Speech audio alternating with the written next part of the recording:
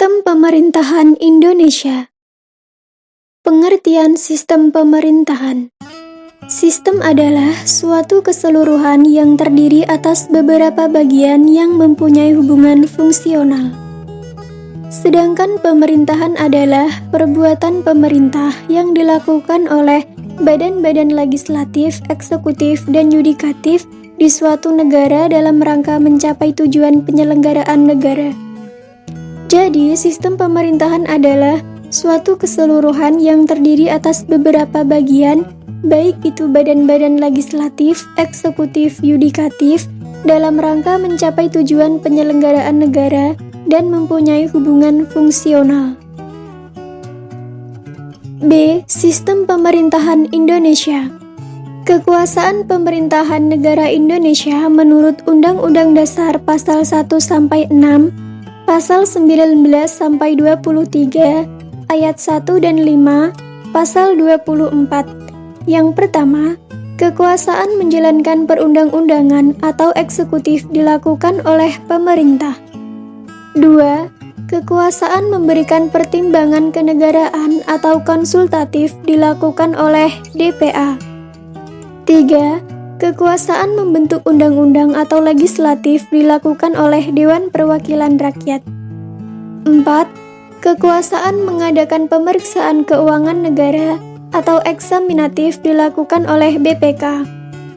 5. Kekuasaan mempertahankan perundang-undangan negara atau yudikatif dilakukan oleh MA. TAP MPR Nomor 3 MPR tahun 1978 tentang kedudukan dan hubungan tata kerja lembaga tertinggi negara. Nomor 1. Lembaga tertinggi negara adalah Majelis Permusyawaratan Rakyat. 2. Lembaga-lembaga tinggi negara sesuai urutan yang terdapat dalam Undang-Undang Dasar adalah sebagai berikut. A. Presiden Pasal 4-15. B. DPA Pasal 16. C. Dewan Perwakilan Rakyat Pasal 19-22. D. BPK Pasal 23. E. Mahkamah Agung Pasal 24. C. Pelaksanaan Sistem Pemerintahan Negara Indonesia 1. Tahun 1945 sampai 1949. A. Berubah fungsi Komite Nasional Indonesia, pusat dari pembantu presiden menjadi badan yang diserai kekuasaan legislatif. B. Terjadinya perubahan sistem kabinet presidensial menjadi kabinet parlementer. 2. Tahun 1949 sampai 1950. A. Sistem yang dianut adalah sistem parlementer. B. Parlemen mempunyai kedudukan yang sangat menentukan terhadap kekuasaan pemerintah. 3. Tahun 1950 sampai 1959. A. Presiden dan wakilnya tidak dapat diganggu-gugat. B. Menteri bertanggung jawab atas kebijakan pemerintah. C. Presiden berhak membubarkan Dewan Perwakilan Rakyat. D. Perdana Menteri diangkat oleh Presiden. 4. Tahun 1959 sampai 1966. Demokrasi terpimpin. A. Presiden mempunyai kekuasaan mutlak dan dijadikan alat untuk melenyapkan kekuasaan-kekuasaan yang menghalanginya. B. Tidak ada kebebasan mengeluarkan pendapat. 5. Tahun 1966 sampai 1998. A. Melakukan koreksi pada Orde Lama, namun lama-kelamaan banyak terjadi penyimpangan. 6. Tahun 1998 sampai sekarang atau reformasi. A. Ruang gerak parpol dan Dewan Perwakilan Rakyat sudah bebas. D. Sistem pemerintahan Indonesia berdasarkan Undang-Undang Dasar 1945. Sistem pemerintahan sebelum diamandemen, Indonesia adalah negara yang berdasarkan hukum.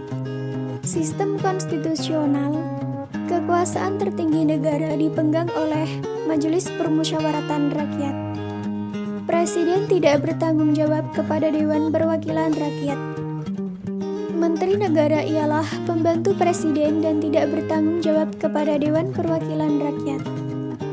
Kekuasaan kepala negara tidak terbatas.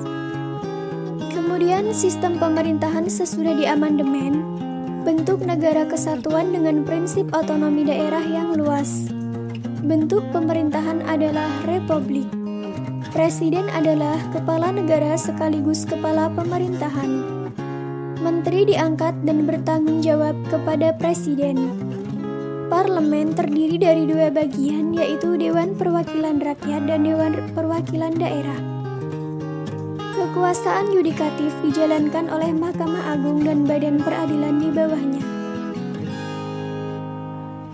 Sistem pemerintahan demokrasi di Indonesia.